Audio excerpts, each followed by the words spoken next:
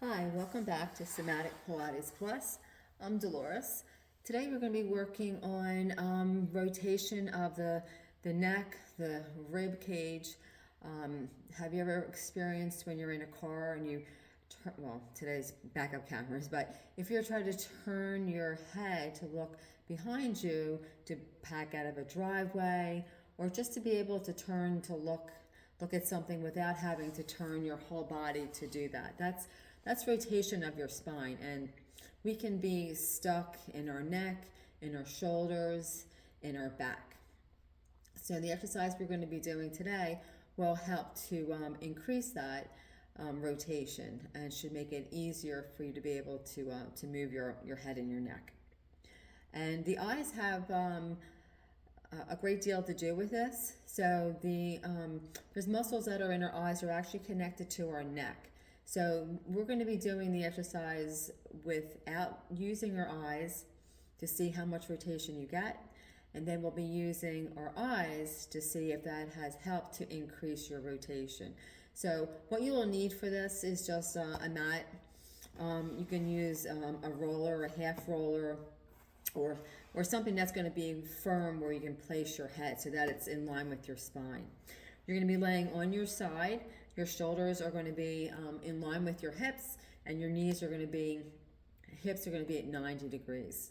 So we're going to start by just laying down onto your mat. And the arm is going to be on the floor, the bottom one.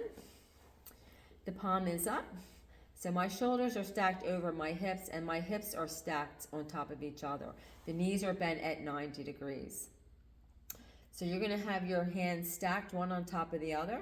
We're just going to slide the top arm forward, so it's going to be in front of the bottom hand. And then you're just going to think about drawing the shoulder blade back, and then just lift that arm up, and then just sense and notice when you are bringing that arm back where you're starting to get the rotation from. Is it starting to come from your shoulders and your ribs? How far did the arm go back? And then you're going to bring that arm forward. You're going to stack it on top of the other arm, and you're going to slide it again. There's your inhale. On the exhale, you're going to pull, the shoulder is going to be pulling back in order for you to start to rotate, and then just try that again.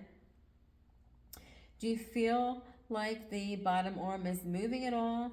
And how much further can you go back?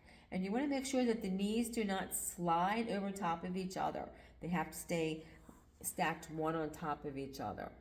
So we're going to start this time to use our eyes. So we're going to reach forward. That's an inhale. On the exhale, slide the top arm on top of the bottom arm. You're going to start to look at your thumb, and you're going to start to turn your head and gaze at your thumb, sensing and noticing if you came back further. And did you feel the bottom arm want to move closer away from you? How far did the back of the shoulder go towards the floor, keeping your gaze onto your thumb? So the goal of this exercise is to be able to put both shoulders onto the floor without the hips moving. It's a lot of rotation. A lot of people will be stuck, but hopefully to be doing this exercise, you'll be able to experience more rotation. So try it again. Reach forward. At your inhale, hands stack one on top of the other. Looking at your thumb, you're going to start to turn. Looking at your thumb. Now, did the knees slip apart from each other? Can you reach that bottom arm and then keep looking at that left hand? Did the shoulder start to come towards the floor? Take an inhale there, and then exhale to bring the arm back. Keep gazing at your thumb. How are you doing? Try it again. Reach forward. You want to be able to continue to do this so that you're able to bring the shoulders on the mat so that they're both flat. Turning the head. Did you land yet? Are the knees moving, or can you keep the hips stacked? And can you keep the knees stacked? So we're going to change this a little bit.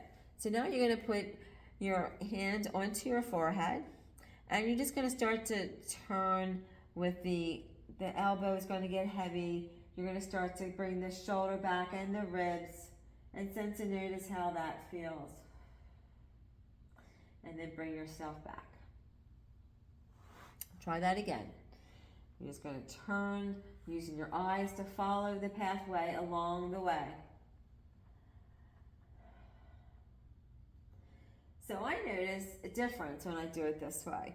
I don't have my long lever. So one way to increase your rotation is to get a free weight and put that in the top hand. So we're going to try this one more time and see if that helped to improve your rotation. And we're going to come off the roller after we do this one and see if we can turn to reassess our body. And then reach with that right arm.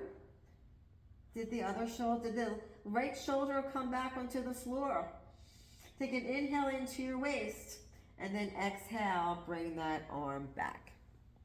So let's move the roller or your pad off the floor. You're going to lay onto your back with your knees bent, and you're just going to start to turn your head and see how much rotation have you gotten. Now when you turn the other way, does it feel less? I feel much more rotation going in the direction I just went. So you want to practice this exercise on both sides of your spine. You may be tighter on one side than the other.